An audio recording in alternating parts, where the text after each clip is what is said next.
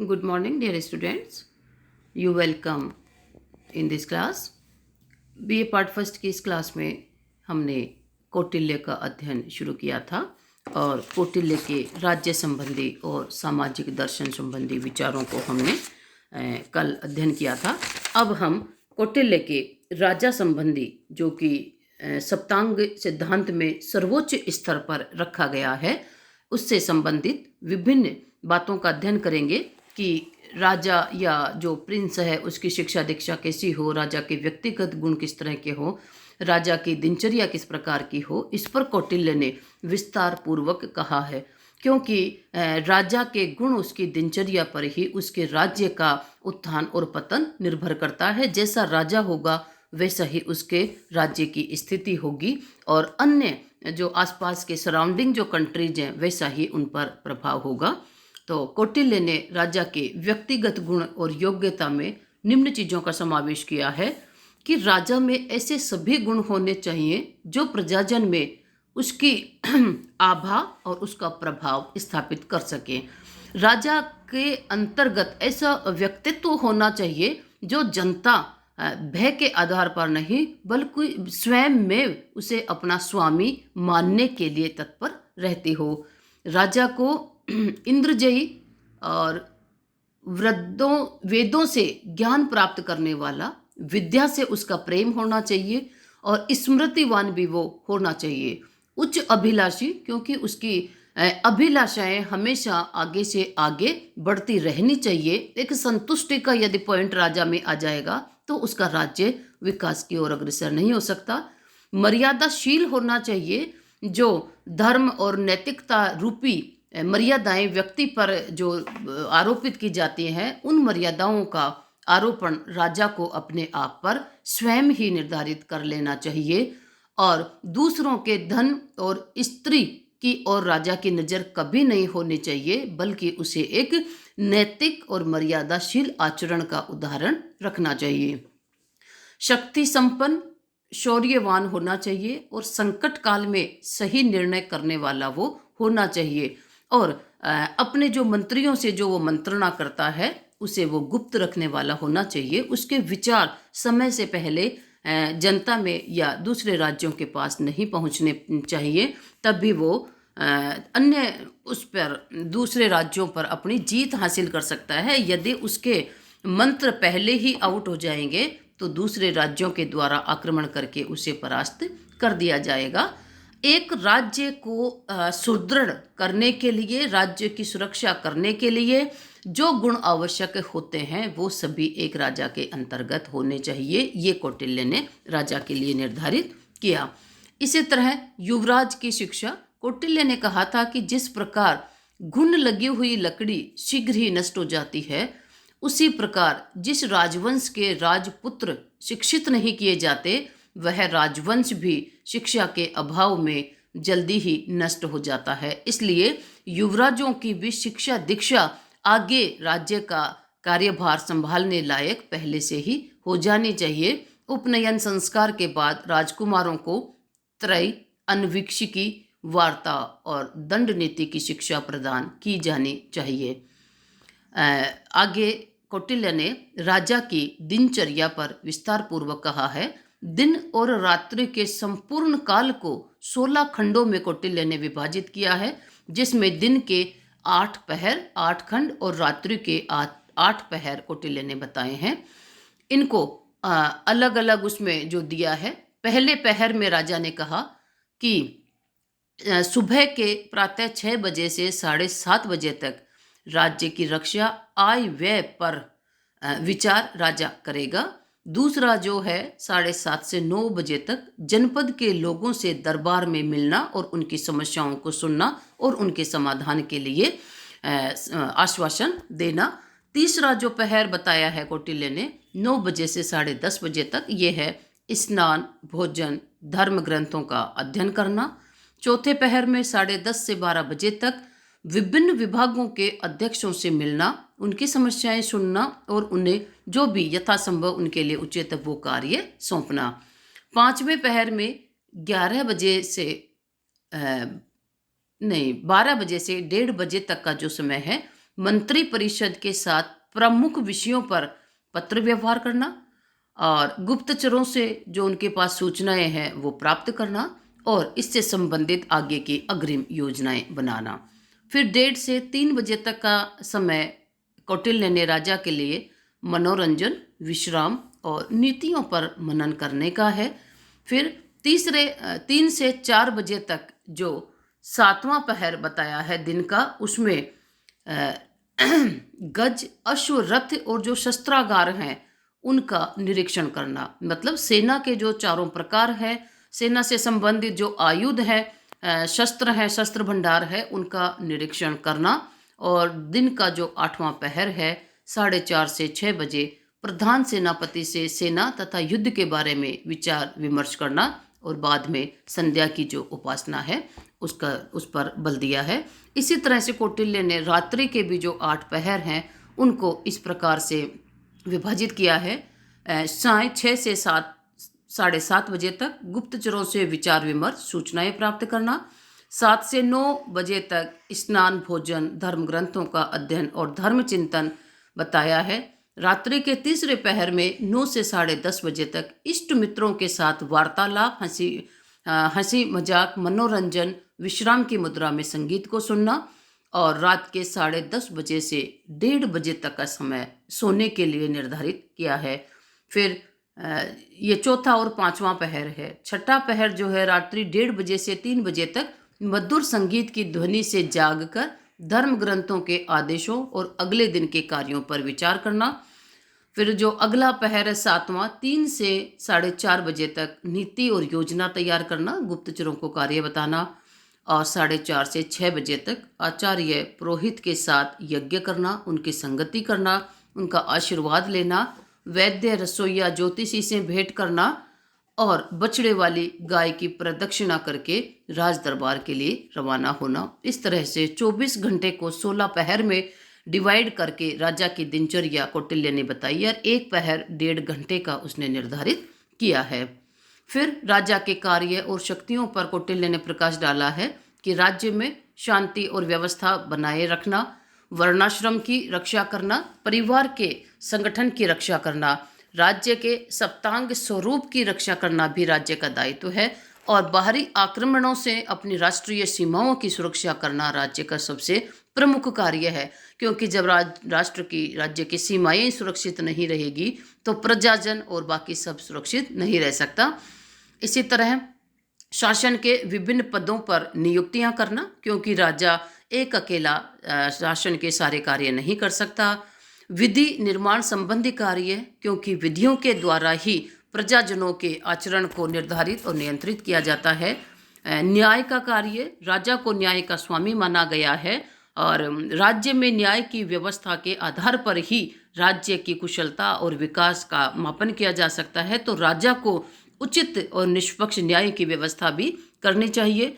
राज्य की समृद्धि हेतु आर्थिक समृद्धि के प्रयत्न करना और प्रजा के कल्याण के लिए जो भी आवश्यक हो, सड़कों का निर्माण है, बांधों का निर्माण, तालाबों का निर्माण, व्यापार का विकास, ये जो भी सब प्रजा के कल्याण हेतु जरूरत हो वो प्रजा कल्याणकारी कार्य भी कौटिल्य के अनुसार राजा को करने चाहिए। इन सब बातों के बाद राजा को बहुत सारे पावर और शक्तियां दी गई है। तो एक ये प्रश्न उत्पन्न होता है कि क्या कौटिल्य का राजा निरंकुश है या राजा पर कुछ नियंत्रण भी कारगर है, नियंत्रण भी उस पर लागू होते हैं। तो कौटिल्य ने कहा कि कौटिल्य का राजा निरंकुश नहीं हो सकता, क्योंकि कौटिल्य ने अनेक नीतिगत और संस्थागत, प्रक्रियात्मक और व्यवहारिक उपाय ऐसे करे हैं जो राजा पर नियंत्रण लगाए रखते हैं। इसी संदर्भ में हम देखें तो राजा पर निम्न प्रकार के नियंत्रण हैं जिनके कारण राजा निरंकुश आचरण कभी नहीं कर सकता। जैसे धर्म और सदाचार का नियंत्रण, राजा को धर्म के अधीन रखा गया है। राजा धर्म के ऊपर धर्म के विपरीत कोई भी कार्य, कृत्य या विचार अभिव्यक्त नहीं कर सकता। राजा की शिक्षा और प्रशिक्षण इस प्रकार का होता है कि राजा राजधर्म का पालन करेगा, प्रजाजनों का हित उसका सर्वप्रमुख हित होगा और वो निरंकुश आचरण नहीं कर सकता।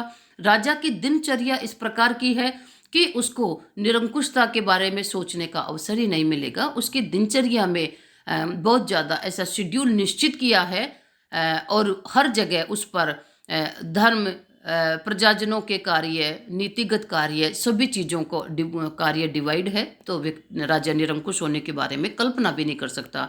राज्याभिषेक के समय राजा के द्वारा जो शपथ ली जाती है कि वो प्रजाजनों के हितों के अनुसार राज्य की सुरक्षा के लिए कार्य करेगा, तो ये शपथ भी उसे बाउंड करती है। पुरोहित और ब्राह्मण वर्ग का उस पर प्रभाव है। अमात्यों और मंत्री परिषद का भी उस पर नियंत्रण है, क्योंकि अपने अमात्यों और मंत्री परिषद के साथ विचार मंत्रणा करके ही वो महत्वपूर्ण निर्णय लेता है और प्रमुख कार्यों के लिए इन मंत्री परिषद के लोगों में वो कार्य का विभाजन कर देता है। न्याय संबंधी व्यवस्था, न्याय में भी राजा निरंकुश नहीं हो सकता। वो वादी और प्रतिवादी की सारी बातों को सुनकर उपयुक्त साक्ष्यों के आधार पर निष्पक्ष और ईमानदारी पूर्वक ही न्याय कर सकता है। राजा प्रजा स्वामी नहीं, प्रजा का सेवक है। प्रजाजन का उस पर नियंत्रण है। जैसे कि बीडी केला ने कहा कि कौटिल्य ने अयोग्य राजा को गद्दी से उतारने और उसकी जगह दूसरा राजा बिठाने और अधर्मी और प्रजा का तिरस्कार करने वाले राजा के मारे जाने की प्रत्यक्ष और परोक्ष सूचना दी है। अर्थात यदि राजा जनहित के अकॉर्डिंग कार्य करने वाला नहीं है तो उस राजा को गद्दी उतारने का एफर्ट जनता के द्वारा किया जा सकता है। नेक्स्ट उसने कौटिल्य ने अमात्य या मंत्री परिषद संबंधी अपने विचार बताए हैं। अमात्यों की आवश्यकता, शासन के प्रमुख कार्यों में मदद हेतु अमात्यों की आवश्यकता पड़ती है, जो कि आज के समय में हम जिन्हें मंत्री कहते हैं। बीडी केला ने जो कहा कि ऐसा प्रतीत होता है कि अमात्य वर्ग आजकल के सिविल सर्विस से कुछ मिलता है। जिस प्रकार आज की नौकरशाही है उस तरह का ही अमात्य वर्ग कौटिल्य ने उस समय के मंत्रियों को कहा है। योग्यता और परीक्षा, कौटिल्य ने 4 गुप्त परीक्षाओं का उल्लेख किया है। धर्मोपदा, अर्थोपदा, कामोपदा और भयोपदा। विद्या बुद्धि का संतुलन और कार्यक्षमता, अर्थात ये जो अमात्य है ये उचित रूप में विद्या प्राप्त और इनकी बुद्धि का संतुलन इस प्रकार का हो कि ये उचित निर्णय के आधार पर दिए हुए कार्य को निष्ठापूर्वक कर सके और कार्यक्षमता भी इनमें स्वयं में ऐसी रुचि हो कि ये अपने आवंटित कार्य को समय पर निष्पक्षता पूर्वक, ईमानदारी पूर्वक संपन्न करें। विभिन्न पदों पर नियुक्ति, कौटिल्य ने कहा कि गुणों के अनुसार विभिन्न पदों पर लोगों को नियुक्त किया जाता है और कार्यों का विभाजन किया जाता है। पदोन्नति, अमात्यों को पदोन्नत करके मंत्री बनाया जा सकता है। मंत्री परिषद पर कौटिल्य ने कहा आवश्यकता अनुसार, लेकिन 3-4 मंत्रियों से ही गुप्त मंत्रणा करनी चाहिए, क्योंकि राजा बहुत अधिक लोगों से यदि मंत्रणा करेगा तो वो मंत्रणा समय से पहले आउट हो जाएगी। इसलिए राजा को अपने विश्वस्त 3-4 से ज़्यादा मंत्रियों के साथ गुप्त मंत्रणा नहीं करनी चाहिए। मंत्रियों के खास गुण, मंत्री जो राजा के चुने हुए मंत्री हैं उनमें भी ये गुण विशेष रूप में होने चाहिए। अर्थशास्त्र के वो ज्ञाता हों, उनका उसी देश में जन्म हो, विदेशियों को मंत्रियों के पद पर नियुक्त नहीं किया जाना चाहिए। बुद्धिमान होने चाहिए, जड़ता व चपलता से रहित हो या बिल्कुल स्थिरता उनमें नहीं हो और अधिक आवश्यकता से अधिक चपलता या चंचलता भी उनमें नहीं होनी चाहिए। धैर्यवान होने चाहिए, वाकपटु होने चाहिए, तुरंत किसी चीज में हाजिर जवाबी उनमें हो, प्रतिकार में समर्थ होने चाहिए, देश प्रवृत्ति उनमें, द्वेष प्रवृत्ति बिल्कुल नहीं होनी चाहिए और शिल्प और युद्ध विद्या में निपुण होने चाहिए। तो ये निम्न गुण कौटिल्य ने मंत्रियों के लिए भी आवश्यक बताए हैं। कौटिल्य ने मंत्रियों के कार्य में कहा कि इनका कार्य है राजा को परामर्श देना, निर्णित जो विषय है उनके क्रियान्वयन पर बल देना और जो पूर्व में आवंटित कार्य हैं उन कार्यों की समीक्षा करना और राजा के निर्णयों और आदेशों की जनता के द्वारा या अन्यों के द्वारा पालन करवाना।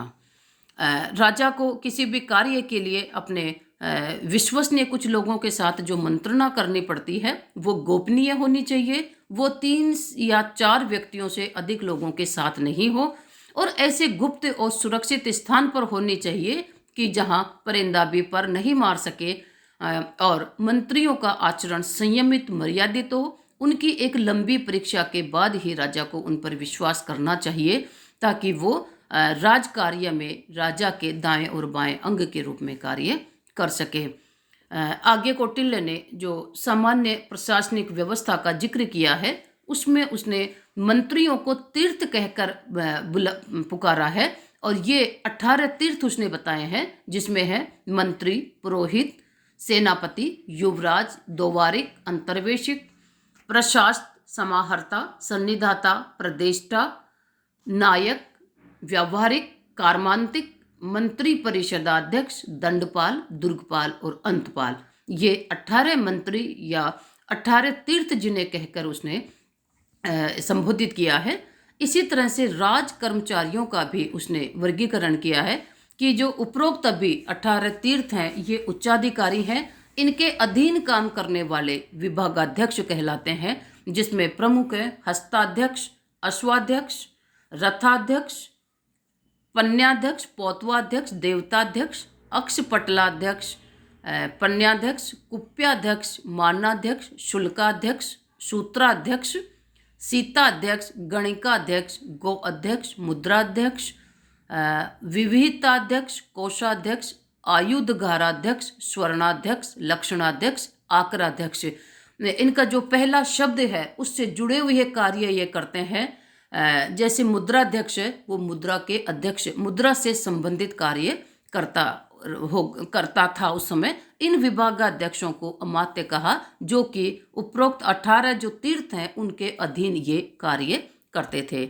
इस तरह सहायक कर्मचारी और इनके अधीन काम करने वाले और भी अन्य कर्मचारी थे। इस तरह से कौटिल्य के शासन में राजा के साथ विभिन्न अधिकारी, कर्मचारी, तीर्थ ये मिलकर ही शासन को कुशलता की ओर पहुंचाने का कार्य करते थे। इनकी योग्यता का पूर्व में जिक्र हमने कर लिया। वेतन के लिए उसने कहा कि इन अमात्यों और अध्यक्षों के परिवार के भरण पोषण के लिए पर्याप्त मात्रा में वेतन मिलना चाहिए, ताकि ये ईमानदारी पूर्वक जीवन जी सके और इनको भ्रष्ट आचरण में लिप्त होने से रोका जा सके। इनको कार्य क्षमता अनुसार समय पर पदोन्नति भी मिलनी चाहिए, और यदि क्षमता नहीं है तो इन्हें पदोन्नति भी मिलनी चाहिए, ताकि अन्यों के लिए एक ये लेसन मिल सके कि अच्छे कार्य का पुरस्कार, और यदि अच्छा कार्य नहीं है तो उसका दंड भी होना चाहिए। कर्मचारियों के लिए भी कौटिल्य ने एक आचार संहिता निर्धारित की। पूरी क्षमता और निष्ठा से कार्य करेंगे, अन्य कर्मचारियों के कार्य क्षेत्र में हस्तक्षेप नहीं करेंगे, और राजकीय हित की बात हमेशा निर्भीकता पूर्वक अभिव्यक्त करेंगे। साथ ही कर्मचारियों, प्रजाजनों के साथ शिष्ट और संयमित व्यवहार करेंगे। हमेशा सत्य भाषण करेंगे, असत्य आचरण कभी नहीं करेंगे। राजा और उच्चाधिकारियों की आलोचना कभी नहीं करेंगे। राजा के विरुद्ध कभी गुटबंदी का निर्माण भी नहीं करेंगे। कर्मचारियों का स्थानांतरण व पद विमुक्ति का प्रावधान भी कौटिल्य ने दिया, क्योंकि यदि एक कर्मचारी को स्थायी रूप में नियुक्त कर दिया जाता है तो फिर उस पर किसी भी प्रकार का भय कार्य नहीं करेगा और वो एक मनमाना आचरण करने लग जाएगा। कर्मचारियों के लिए आकस्मिक अवकाश, चिकित्सा अवकाश जैसी बातें भी कौटिल्य ने उस समय कही, जो कि आज की सिस्टम और व्यवस्था में भी हम देखते हैं। इनके भरण पोषण के लिए कौटिल्य ने पेंशन तक की भी व्यवस्था की। तो जैसे डॉक्टर बेनी प्रसाद ने कहा कि अर्थशास्त्र में वर्णित प्रशासनिक व्यवस्था हिंदू साहित्य में सर्वोत्कृष्ट है, जिसमें किसी भी प्रकार की कमी नहीं है। कौटिल्य की बहुत सी बातें आज के परिप्रेक्ष्य में भी हमें सही प्रतीत होती है। आज की क्लास में हम इतना ही। कौटिल्य के शेष विचारों का अध्ययन हम नेक्स्ट क्लास में करेंगे। Okay, thank you, all the best.